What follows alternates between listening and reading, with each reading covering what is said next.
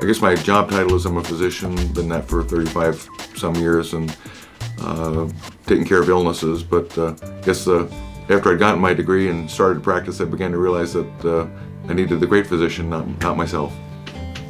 And so that's kind of getting me into other things, you know, the outreach center and mission trips, and kind of reminder that it's our job to, and a great job, a wonderful one, to share with others the great news about the healer. Well, I think of it as it's a lighthouse. A lot of people are lost and having needs, and I think we're all reminded in His Word that you know, if someone has a need and you're aware of it and you can help it, and all you do is give them some words and not the actual follow through, that it falls flat, and God's expecting something better from us. So I'm glad for a place like that. And then, you know, because people do have physical needs, and we're reminded that if you follow Him in His righteousness first, all the other stuff follows. But there are folks who, you know, right now their stomachs got their attention, or, you know, not having clothes, or just other needs that are very pressing on them. And sometimes that reminder through an action of supplying some of those needs is a reminder of their special and precious. Someone does care, and then they'll want to know more. So I think that's a great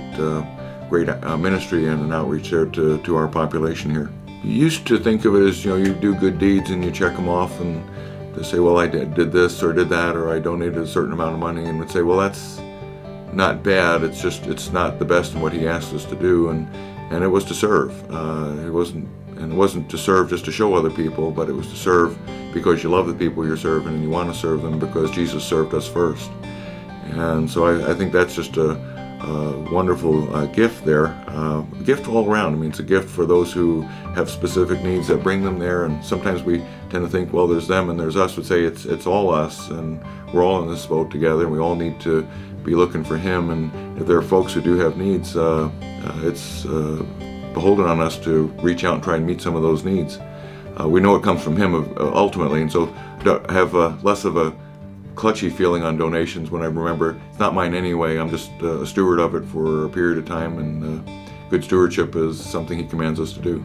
Well, it says, you know, it starts in your neighborhood, or actually it starts in our own houses and then goes into our neighborhood, and Jesus is very clear about that. You know, He talks about going out and sharing the good news, but so often we think of it as just the scripture teaching, which is very important, and that's ultimately people got to know the Word. But it starts out first as seeing people's lives and knowing that someone cares enough to show up there. And I had that experience on one mission trip I went on, and we'd gone there. I know that was far away, but we were serving there and talking, and really not kind of connecting very well with our hosts or the people who we're trying to work with. And then their comment was, well, what do you do for your vacation time? He says, well, we came here. And you know, one of the thoughts we'd had was we could just send you money and say, you know, when you come, that means so much more, because that means you personally have taken your time, which no one else can replace for you. Money, resources, that can be refurbished or something, but when you give your time, that's a gift that you don't get back.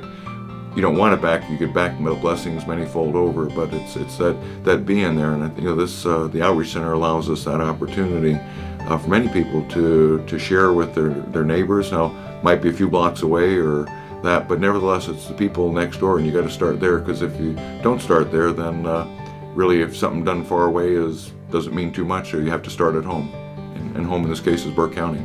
Something, you know, we should do, I guess would say, God's given us everything we have, so you kind of want to give it all back there. And sometimes you have situations where you have to kind of say, well, there's the list is long, and you've got to see what He's calling us to do. But many different things, and at times have been more involved and times less involved. But you know, I know our men's group had a lot of great fellowship as we got there, sometimes helping unpack and pack things and sort it. And you wouldn't say, well, this is Bible kind of work. Would say, we're doing it for them, we're doing it for Him, and so putting some sweat into it. And God sometimes has to remind me. He says, you put your MD label aside there. He says, you're working for me, and I'll tell you what you need to do. And so we're glad that you know, there's a good attitude on that.